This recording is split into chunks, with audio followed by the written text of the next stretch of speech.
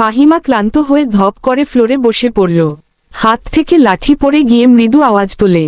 তার শরীর ঘেমে একাকার, কপালের বিন্দু বিন্দু ঘাম হাতের তালু দিয়ে মুছে বার কয়েক জোরে জোরে নিঃশ্বাস ফেলল।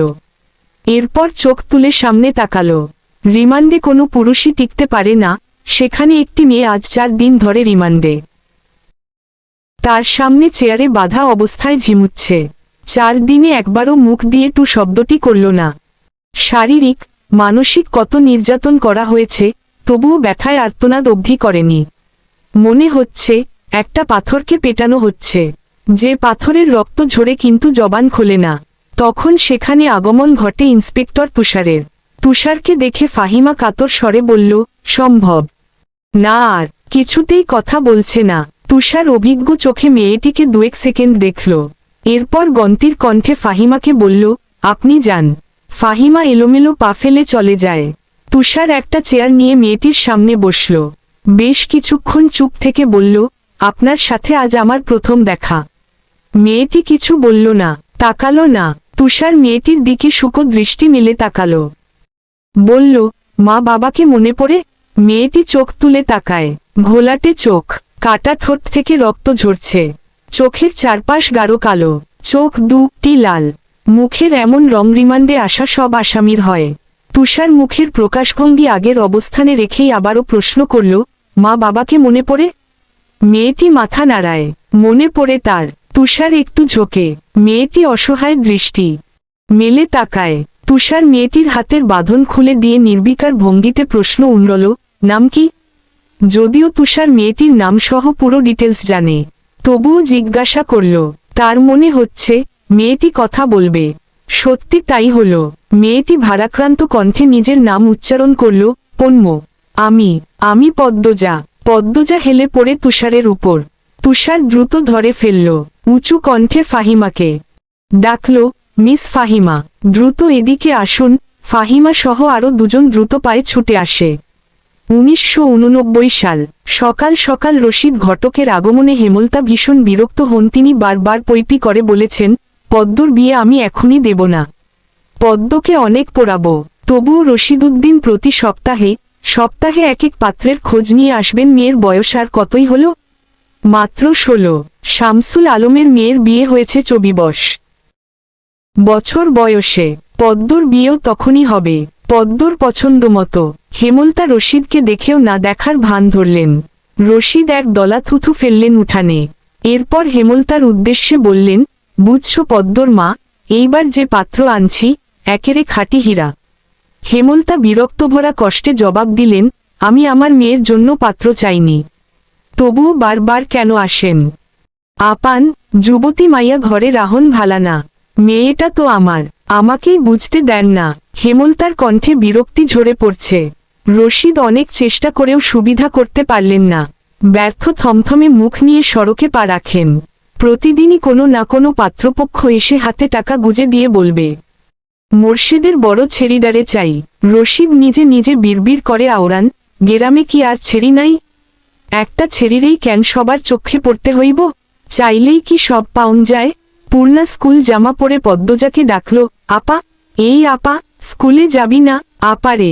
পদ্মজা পিটপিট করে চোখ খুলে কোনোমতে বলল, না। পরপরই চোখ বুজে ঘুমে তলিয়ে গেল। পূর্ণা নিরাশ হয়ে মায়ের রুমে আসে। আম্মা, আপা কি স্কুলে যাইব না? হেমলতা বিছানা ঝাড়া রেখে পূর্ণার দিকে কড়া চোখে তাকান। রাগী স্বরে বললেন, যাইব কি? যাবে বলবি। পূর্ণ মাথা নত করে ফেলল। হেমলতার করা আদেশ, মেয়েদের পড়াশোনা করাচ্ছি অশুদ্ধ ভাষায় কথা বলার জন্য নয়, শুদ্ধ ভাষায় কথা বলতে হবে। পূর্ণাকে মাথা নত করতে দেখে হেমলতা তৃপ্তি পান। তার মেয়েগুলো মান্যতা চিনে খুবই অনুগত। তিনি বিছানা ঝাড়তে ঝাড়তে বললেন, পদ্মর শরীর ভালো না, সারা রাত পেটে ব্যথায় কাঁদছে, থাকুক, ঘুমাক। পূর্ণার কিশোরী মন বুঝে যায় পদ্মজা কিসের ব্যথায় কেঁদেছিল। সে রাতে নানাবাড়ি ছিল বলে জানত না। ভোরেই চলে এসেছে। নানাবাড়ি হেঁটে যেতে 5 মিনিট লাগে। পূর্ণাকে চুপচাপ দাঁড়িয়ে থাকতে দেখে হেমলতা বললেন, তুই ঘা। মাথা নিচু করে ঘাবি, মাথা নিচু করে আসবি। আচ্ছা আম্মা। পূর্ণ রুমে এসে আয়নার সামনে দাঁড়াল। নিজেকে খুঁটিয়ে খুঁটিয়ে দেখল। এরপর গত মাসে মেলা থেকে আনা লাল লিপস্টিক গাঢ় করে ঠোঁটে মাখে। 14 বছরের পূর্ণার ইদানিং খুব সাজতে ইচ্ছে করে। হেমলতা সেজেগুজে স্কুলে যাওয়া পছন্দ করেন না বলে পূর্ণা আগে লিপস্টিক মাখেনি। টিন দেয়ালের কাঠের ঘড়ির কাঁটায় সকাল 10টা বাজল মাত্র।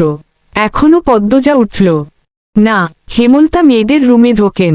পদ্মজা হাত ভাঁজ করে ঘুমাচ্ছে।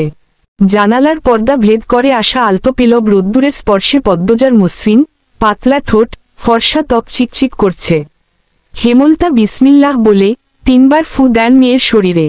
গুরুজনরা বলেন মায়ের নজর লাগে বেশি, নজর কাটাতে বিসমিল্লাহ বলে ফু দিতে হয়। হেমলতার মায়া লাগছে পদ্মজার ঘুম ভাঙ্গাতে, তবুও আদরে গলায় ডাকলেন, পদ্ম, এই পদ্ম। পদ্মজা চোখ খুলে মাকে দেখে দ্রুত উঠে বসে। যেদিন ঘুম থেকে উঠতে দেরি হয় সেদিনই হেমলতা ডেকে তোলেন। পদ্মজা অপরাধী কণ্ঠে প্রশ্ন করল, বেশি দেরি হয়ে গেছে আম্মা? সমস্যা নেই, মুখ ধুয়ে খেতে আয়।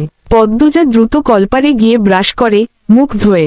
হেমলতা শিক্ষকের মেয়ে, তাই তার মধ্যে নিয়ম নীতির প্রভাব বেশি।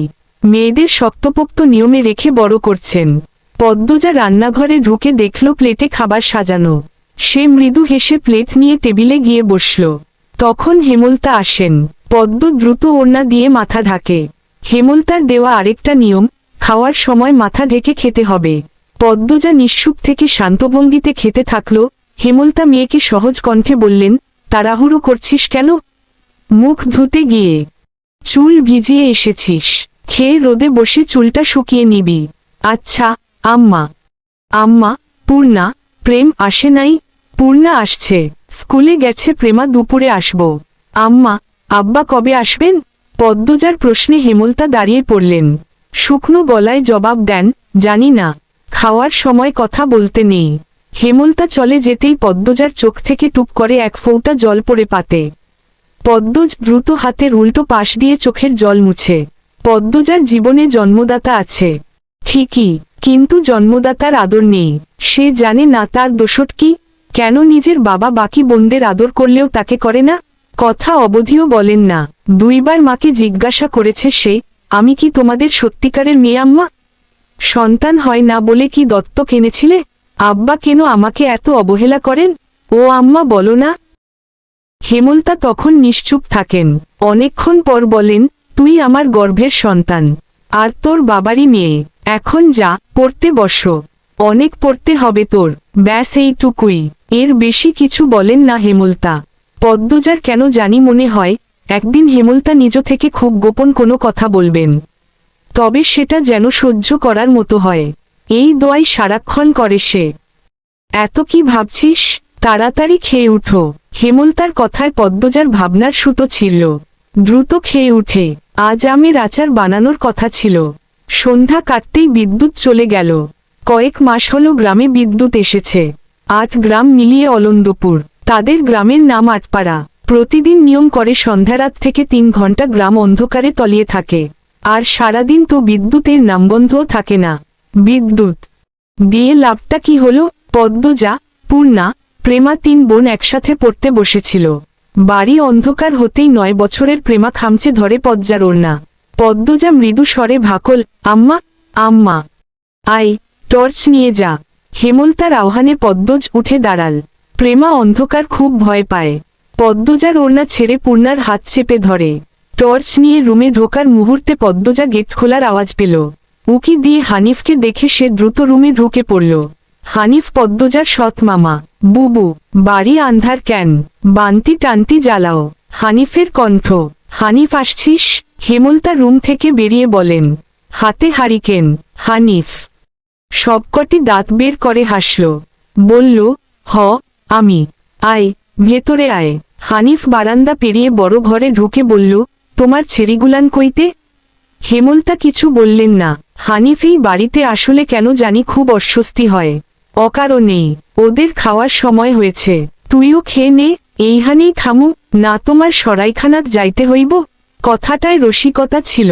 গ্রামে থেকেও হেমলতা খাওয়ার জন্য আলাদা রুম নির্বাচন করেছেন, সেটা হানিফের কাছে রসিকতাই বটে। হেমলতা প্রশ্নের জবাব সোজাসাপটা না দিয়ে বললেন, খেতে চাইলে খেতে আয়। পদ্মজা কিছুতেই খেতে আসল না, কেমন জোরসড়ো হয়ে আছে, মনে হচ্ছে হানিফকে ভয় পাচ্ছে বা অবহেলা করছে। হানিফ 6 বছর সৌদিতে ছিল, 3 মাস হলো দেশে ফিরেছে। 3 মাসে যতবার হানিফ এই বাড়িতে পা রেখেছে ততবারই পদ্মজ অজুহাত দিয়ে দূরে দূরে থেকেছে। হেমলতার বিচক্ষণ মস্তিষ্ক মুহূর্তে ভেবে নিল অনেক কিছু, তাই জোর করলেন না। আজই এই লুকোচুরির ফয়সাল হবে।